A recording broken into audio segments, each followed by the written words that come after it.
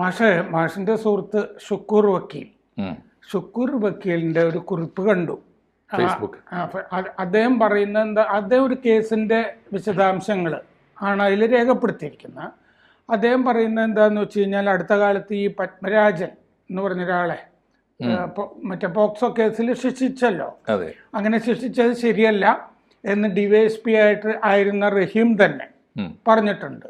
അതിൻ്റെ ശരിക്കും പത്മരാജൻ ഇതിൻ്റെ അകത്ത് നിരപരാധിയാണ്, കുടുക്കിയതാണെന്നൊക്കെയുള്ള മട്ടിൽ പല ആളുകളും പറയുന്നു.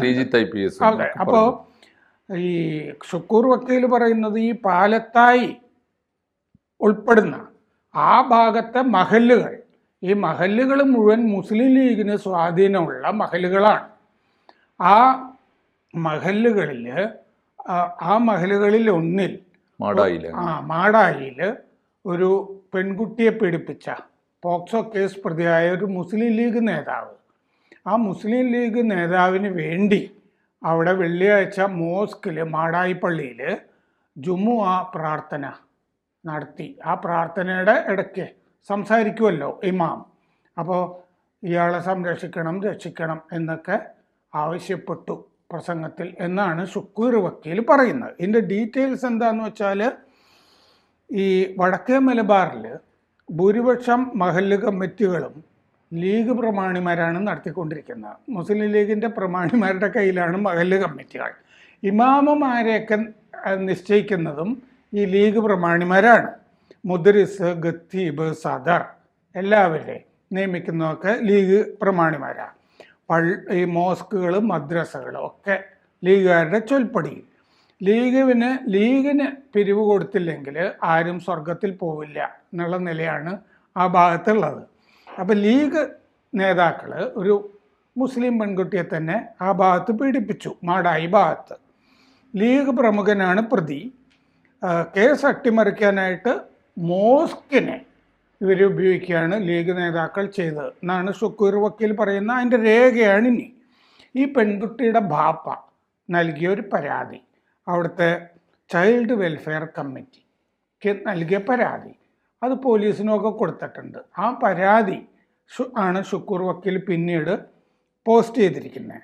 പഴയങ്ങാടി പോലീസിനും ഇത് കൊടുത്തിട്ടുണ്ട്. അപ്പോൾ പോക്സോ കേസ് പ്രതിയായി ജുമുഅ പ്രാർത്ഥന ദുരുപയോഗം ചെയ്തു എന്നാണ് ഈ പെൺകുട്ടിയുടെ ബാപ്പ പറയുന്നത്. ഇത് പഴയങ്ങാടി പോലീസ് സ്റ്റേഷനിൽ ക്രൈം നമ്പർ 263 263/2021 261 നമ്പർ കേസ്.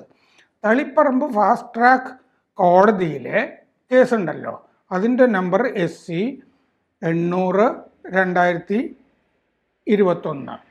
അപ്പോൾ ഈ കേസിൽ ഈ ചൈൽഡ് വെൽഫെയർ കമ്മിറ്റിക്ക് ബാപ്പ കൊടുത്ത പരാതിയിൽ പറയുന്ന ഇതാണ്: ഞങ്ങളെ അപകീർത്തിപ്പെടുത്താൻ പ്രതി PM ഹനീഫയ്ക്കായി, PM ഹനീഫ മുസ്ലിം ലീഗ് നേതാവ്, ഹനീഫയ്ക്കായി 2023 ജൂൺ 16 ജുമുഅ നമസ്കാരത്തോടനുബന്ധിച്ച് മാടായി പള്ളിയിൽ ഇമാം അബ്ദുൾ ബാസിത്ത് ഹുദവിയുടെ നേതൃത്വത്തിൽ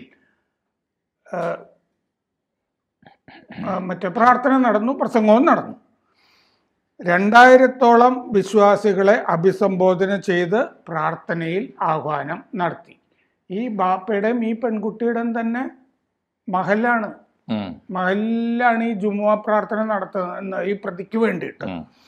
അപ്പോൾ മകളും സാക്ഷികളും താമസിക്കുന്ന മഹല്ല് തന്നെയാണിത്. സാക്ഷികളെ സമ്മർദ്ദത്തിലാക്കാൻ വേണ്ടിയാണ് ഇത് ചെയ്തത്.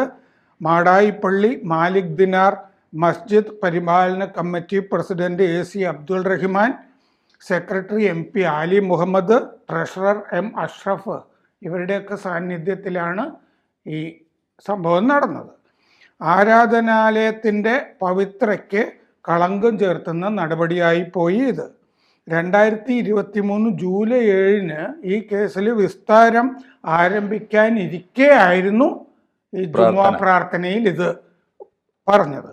ജാമ്യ വ്യവസ്ഥ ലംഘനവുമായിരുന്നു ഇത്.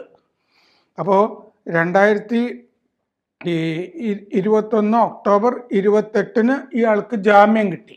PM ഹനീഫയ്ക്ക് ജാമ്യം കിട്ടിയിട്ട് അടുത്ത ദിവസം 29 പ്രതിയെ ജുമുഅ പ്രാർത്ഥന കഴിഞ്ഞിട്ട് ആ പ്രതിയെ ആശ്ലേഷിച്ച് ഈ മാടായി പള്ളിയിൽ സ്വീകരിക്കുകയും ചെയ്തു കമ്മിറ്റിക്കാർ. എന്തോ മഹത്തായ കാര്യം ചെയ്ത് സ്വാതന്ത്ര്യ സമരമൊക്കെ കഴിഞ്ഞിട്ട് ജയിലിൽ നിന്ന് തിരിച്ചു വരികയാണല്ലോ. അപ്പോൾ ആശ്ലേഷിച്ച് കമ്മിറ്റിക്കാർ, ലീഗ് കമ്മിറ്റിക്കാർ സ്വീകരിച്ചു. ഇയാൾ മുൻ കമ്മിറ്റി അംഗവും ആണ്, ഈ പോക്സോ കേസ് പ്രതി ഹനീഫ. അപ്പം 3 മുതൽ 5 വർഷം വരെ തടവ് കിട്ടാവുന്ന കുറ്റമാണ് അയാൾ ചെയ്തിരിക്കുന്നത്. അപ്പോൾ എന്നിട്ട് ഇതിലൊരാൾ അവകാശപ്പെട്ടു വന്നു, ഒരു ലീഗ് നേതാവ്, ഈ 9 പോക്സോ പരാതികൾ ലീഗ് നേതാക്കൾക്കെതിരെ വന്നിരുന്നു. അതിൽ 6 കേസാകാതെ ഞാൻ നോക്കി. ഒരു ലീഗ് നേതാവ് പറഞ്ഞു, 6 ഞാൻ കേസാകാതെ നോക്കി. കാരണം കേസായാൽ സമുദായത്തിനല്ലേ നാണക്കേട്, അതുകൊണ്ട് ഞാൻ ഇത്രയും ഒതുക്കി എന്ന്. ഇതാണ് പാലത്തായി കേസിൽ മറ്റ് പത്മരാജനെ ശിക്ഷിച്ചപ്പോൾ വലിയ ആഘോഷം നടത്തുകയാണല്ലോ ലീഗ് നേതാക്കൾ, എല്ലാവരും. അപ്പൊ ഇങ്ങനൊരു ഭാഗം കൂടി ഇതിൻ്റെ അകത്ത് ഉണ്ട് എന്നാണ് ഷുക്കൂർ വക്കീൽ പറയുന്നത്. ഈ ഷുക്കൂറിന്റെ പോസ്റ്റ് കണ്ടപ്പോൾ ഞാൻ ആദ്യം ഓർത്തത് EK അയ്മു തൊട്ട് KT മുഹമ്മദ് വരെയുള്ള ഒരുപാട് നാടകകൃത്തുക്കളുടെ വിഖ്യാതമായ പല നാടകങ്ങളിലെയും ഡയലോഗാണ്.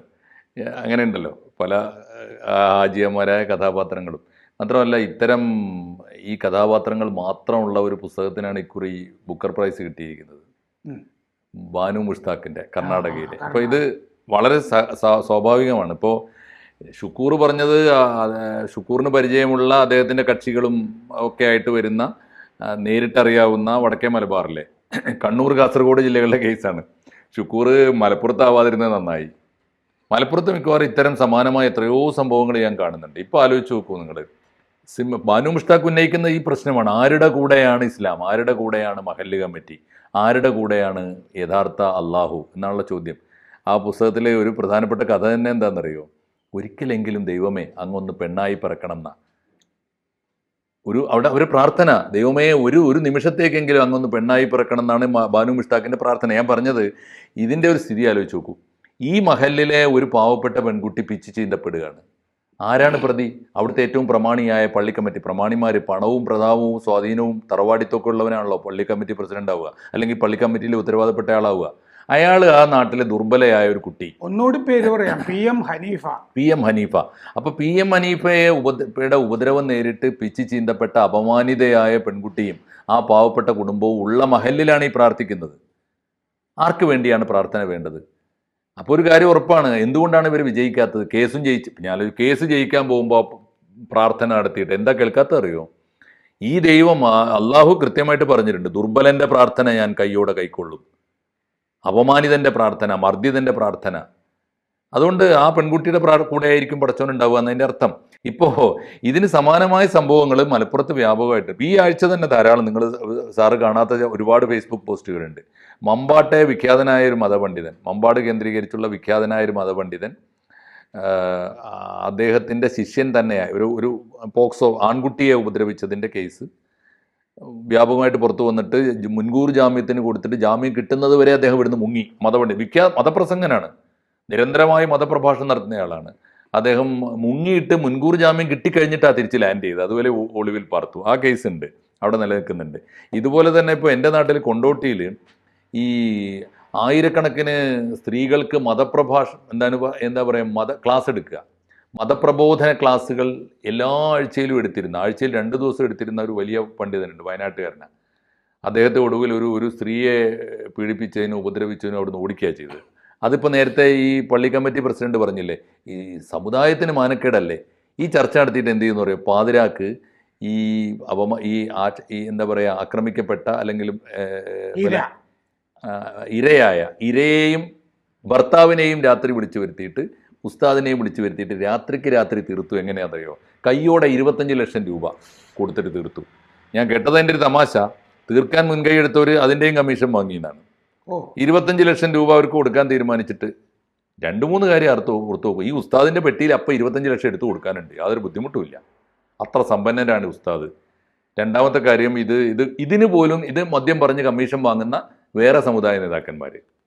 ഇതൊക്കെ രാജ്യത്ത് വ്യാപകമായിട്ട് നടക്കുന്നു. ഇതിൻ്റെ അകത്തൊരു നേതാവ് 9 കേസുണ്ടായതിൽ ഞാൻ 6 ഒത്തുതീർപ്പാക്കി. ഒത്തുതീർപ്പാക്കി എന്ന് പറഞ്ഞാൽ അതും കാശ് കൊടുത്തിട്ടായിരിക്കും ആയിരിക്കണം, അതിനും കമ്മീഷൻ പറ്റിയിട്ടുണ്ടാവും, വാങ്ങാലോ. ഇപ്പൊ ഞാനിപ്പോ അതുപോലെ എത്ര കേസുകൾ. ഇപ്പൊ മലപ്പുറം ജില്ലാ പഞ്ചായത്തിലേക്ക് മത്സരിക്കുന്ന ഒരു സ്ഥാനാർത്ഥിയുണ്ട്, ലീഗിന്റെ പ്രമുഖനായ നേതാവ്. അദ്ദേഹത്തിന്റെ പേരിൽ ഇത്തരം വ്യക്തിപരമായ കേസുകളൊക്കെ വന്നിട്ട് പലതും ഒതുക്കി തീർത്തതാണ്. എന്തിനേറെ പറയുന്നു സാർ, കേരളത്തിൽ ഇത്ര പ്രമാദമായ ഒരു സ്ത്രീ പീഡന കേസ് ഉണ്ടായിട്ടുണ്ടോ? കോഴിക്കോട് ഐസ്ക്രീം കേസിനെ പോലെ. ഐസ്ക്രീം കേസ് കഴിഞ്ഞപ്പോൾ ഇവിടുന്ന് ഈ എന്താ പറയുക, ഈ നമ്മൾ പറയില്ലേ സാധാരണ വലിയ വീര പോരാളിയെ പോലെ യാത്രയാക്കാൻ വേണ്ടിയിട്ട് കോഴിക്കോട് എയർപോർട്ടിൽ ആളുകൾ വന്ന് അടിച്ചുകൂടിയ എന്തിനാ 2 തവണയാണ്. ഒന്ന്, ആ കേസിലെ പ്രതിക്കൂട്ടിൽ നിന്ന മുസ്ലിം ലീഗിന്റെ വലിയ നേതാവിനെ യാത്രയാക്കാൻ വമ്പിച്ച ഉംറയ്ക്ക് പോകുന്നത് എന്തിനാ? ഈ വിശുദ്ധമായ കഅബയിൽ പോയിട്ട് കഅബയ്ക്ക് ചുറ്റും തവാഫ് ചെയ്തിട്ട് അതിന്റെ കില്ല പിടിച്ച് പ്രാർത്ഥിക്കാനാ. എന്തിനാണ്?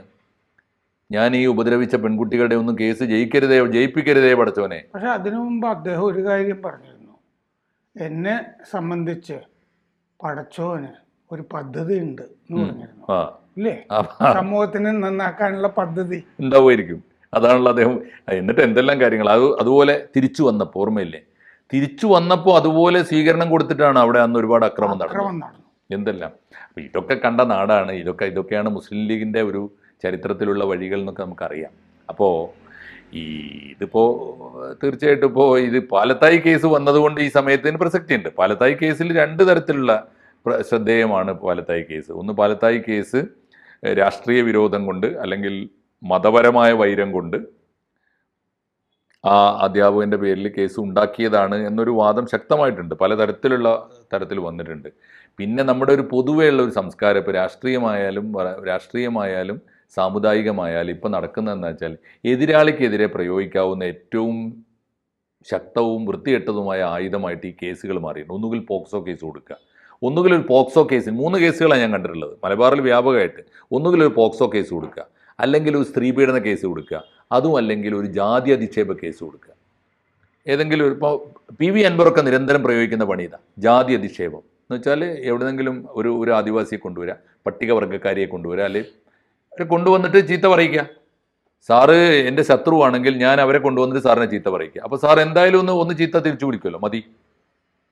ആ തരത്തിൽ കേസുണ്ടാക്കുന്ന ദുർബലമായ സംഗതികളൊക്കെ ഉണ്ട്. ഇത് അതുകൊണ്ട് അക്കൂട്ടത്തിൽ വളരെ വ്യാപകമായി നടക്കുന്ന സമയത്ത് ഷുക്കൂറിൻ്റെ പോസ്റ്റിന് പ്രസക്തിയുണ്ട്. അത് വളരെ പ്രസക്തിയുണ്ട് ഈ സമയത്ത്. അത് തീർച്ചയായിട്ടും നമ്മൾ പ്രേക്ഷകരോട് പങ്കിടുന്നത് കാണാത്തവർ കാണട്ടെ. ഇത്തരം സംഭവങ്ങളൊന്നും ഒറ്റപ്പെട്ടതാവാൻ ഇടയില്ല എന്ന് ഞാൻ പറയുന്നു. ഒറ്റപ്പെട്ടതാവാൻ ഇടയില്ല. പലതരത്തിലുള്ള അത്യാഹിതങ്ങളും അതിക്രമങ്ങളും അരുതായ്മകളും ഒക്കെ മുസ്ലിം മഹല്ലുകൾ കേന്ദ്രീകരിച്ച് നടക്കുന്നുണ്ട്. ഇവിടെ മാത്രമല്ല, കർണാടകയിലും വ്യാപകമായി നടക്കുന്നുണ്ട് എന്നാണ് ബാനു മുഷ്താഖ് പറയുന്നത്. അപ്പോൾ അതിൻ്റെ അർത്ഥം ഇത് പ്രത്യേകിച്ച് മുസ്ലിം സമൂഹം വലിയ ജാഗ്രത ആവശ്യപ്പെടുന്നുണ്ട്. ഇവരുടെ ദൈവം ആരുടെ കൂടെയാണ്? ദുർബലൻ്റെ കൂടെയാണോ പ്രമാണിയുടെ കൂടെയാണോ? ഒന്നാമത്തെ ചോദ്യം അതാണ്. 2, കുറ്റവാളിയുടെ കൂടെയാണോ ഇരകളുടെ കൂടെയാണോ? അവര് എഴുതിയത് ഞാനൊന്ന് ആവർത്തിക്കാം, പടച്ചോൻ ഒന്ന് പെണ്ണായിട്ട് ജനിക്കണം. സത്യമായും നല്ല പ്രാർത്ഥനയാണ്. കൂടുതൽ വാർത്തകളും വിശേഷങ്ങളും നിങ്ങളിലേക്ക് എത്താൻ ABC മലയാളം സബ്സ്ക്രൈബ് ചെയ്യുക, ബെൽബട്ടനും അമർത്തുക.